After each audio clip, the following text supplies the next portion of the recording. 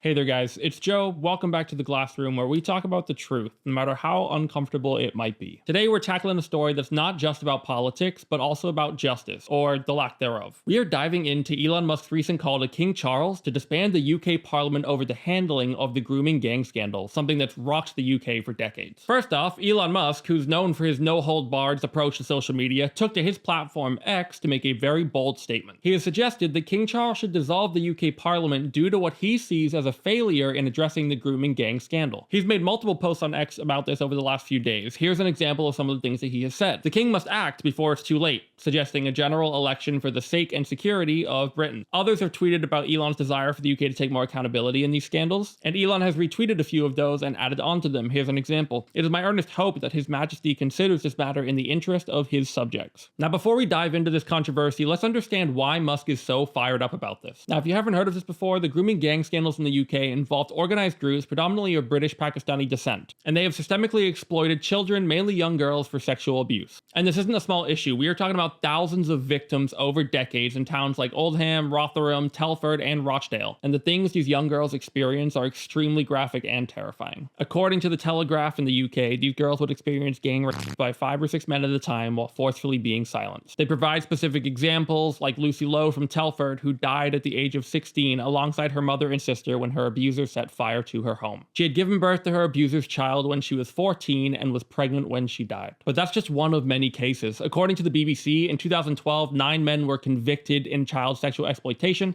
in Rochdale and Oldham, which included girls as young as 13. And honestly, not much has been done about it. A failed police investigation in 2008 allowed the abuse to go undetected for another 2 years. It was also revealed in court that a 15-year-old victim who became pregnant by one of the defendants went to the police in August of 2008. And after the verdicts, the GMP and the Crown Prosecution Service apologized for failing to bring her case to trial following her cry for help. The reports have been damning, and the Rotherham case alone revealed 1,400 children were abused over 16 years. And what are the reasons that this went unchecked for so long? Well, it's systemic failures, fear of appearing racist, and political correctness gone wild. Now let's dive into how the UK government has handled this, or failed to handle this. There have been some inquiries, apologies, and even some policy changes, but the execution, well, let's just say it's been lackluster. Keir Starmer, the current Prime Minister, was a director of public prosecutions during a lot of these events, and Musk has directly questioned his involvement, suggesting he was complicit in allowing these crimes to go unpunished. The UK government has responded by pointing to past inquiries and reform, but critics like Musk say they haven't done enough. To go one step further, Safeguarding Minister Jess Phillips declined a Home Office-led inquiry into historical child exploitation in Oldham,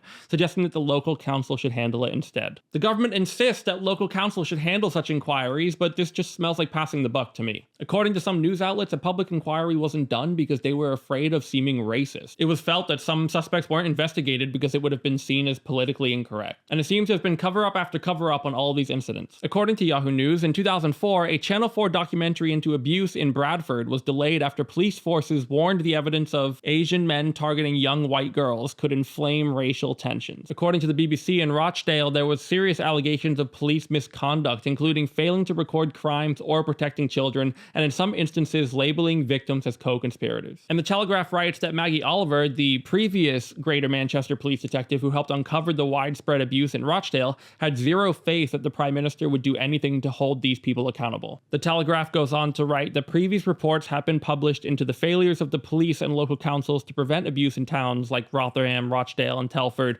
with officers and prosecutors avoiding taking action for fear of being called racist or Islamophobic. But even though this has been going on for decades, right now could be a key turning point in this case, all because Elon Musk decided to call out Keir Starmer, Jess Phillips, and even put a call out to King Charles himself. But Elon's critique of how the UK has handled this situation has been met with mixed reactions. On one hand, he is spotlighting a grave issue that many feel has been swept under the rug for too long. But on the other, his involvement has raised a lot of eyebrows, with some accusing him of meddling in foreign politics. But that poses the question, if someone like Musk with his global influence doesn't speak up, then who will? The UK has responded to Musk and others by defending their actions, stating they take child sexual exploitation very seriously. But Elon Musk's comments have pushed for a more aggressive and transparent approach. Health Secretary Wes Streeting reading has called Musk's comments both misjudged and misinformed, yet there is an acknowledgement even from the government that more needs to be done. Now, this isn't just about one man's tweet, it's about a system that's failed thousands of kids. It's about accountability, which seems to be in short supply, and whether you agree with Musk's method or not, his message is clear.